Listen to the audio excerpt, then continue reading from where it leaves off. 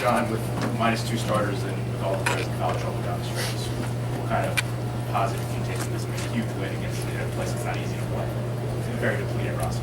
And let's back up. So it's not just the building, and this building is unique and special, but it's a team that's difficult to play against. And let's not forget the people. That's a very good team. This is a very big win, very, very big win. You know, to us that was Big East basketball. You know, we're fortunate that we came out on the winning end of it. Obviously, you know, it could have gone either way, the way the game swung back and forth. You know, but I thought our guys fought. I mean, I'm proud of how they fought. I mean, you can sit here and poke out your lips and make excuses that, you know, we lose 2 starters this week for this game, and woe is me. And then, like you said, then you come in and Nate fouls out, Markel fouls out, Moses fouls out, you know, and we just stuck to it. We just stuck with it. Made enough winning plays to win. John, turnovers also down today, especially given in the overtime game. How much was that a factor, do you think? You're harping on our turnovers. Yeah, they're down today. This is like the 3rd game in a row. That's your second question. You know, you can't give them possessions because they're such a good offensive team, and so we had to take care of the ball. You know, I feel that on most nights, and I haven't looked at the stats to see what our percentages were today, but when we get good shot attempts, they go in more often than not, I think. And so we just wanted to make sure we got good shot attempts. And so, yes, the turnovers, you can't keep giving them the ball back because they're too good. They're too poised. They're too well coached to give them additional opportunities. And to hold them to 2 for 21 from three-point range, and I know you guys are first in the Big East in three-point field goal percentage. It's still quite an accomplishment. I'm going to tell you what. Dunham made 1. It felt like he made 17. I mean, that kid, he throws it up, he goes in. And he's a terrific shooter. You know, you look at, he ends up with 21 points, and Markel was assigned to him for most of the night, if not all the night. And your man scores 21 points, but I thought he did a terrific job. And so, you know, he got a few, he got going there. I mean, he's such a good offensive player. And I got other guys. So I think we were very attentive as a team to helping on their motion and trying to limit those threes. You played in this building as a high schooler. You're probably a little bit more familiar with Butler than the rest of your teammates. Where did they stack up in terms of the other teams you played in the Big East this season? I mean, it's something we're not used to. It's my first time playing against Butler, the actual team. You know, those guys are from all over Indiana, Ohio. So, you know, we knew it was going to be a tough game coming in. I knew it was going to be tough with the matchups. And, you know, me and Kellen are, you know, close friends. So, you know, I knew he was going to come into the game, you know, trying to get going. So, just kind of delayed the message earlier this week to be prepared and, you know, come out with some intensity. What did it mean to you to come here and get a win this place, and we could hear some fans cheering for you up there? It was everything. It was everything. We won. That was the goal at hand. And you know, I obviously wanted to come here and you know, get a win because I knew it was going to be a packed game. And you know, everybody knew I was coming home. So you know, my team to bring in the win for me was good.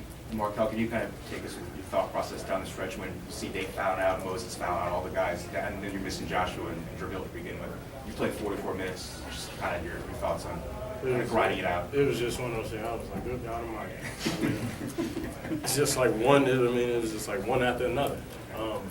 But I think the biggest testament was, you know, how we stuck, we hung in there.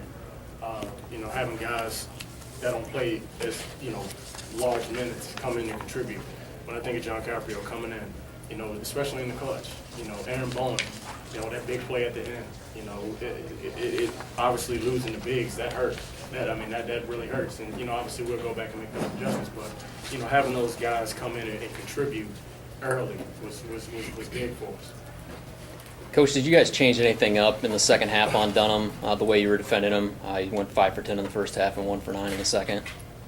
No, I think, no, we didn't. We went a little more zone. Or we went to zone. I don't think we played zone at all in the first half, maybe a few possessions.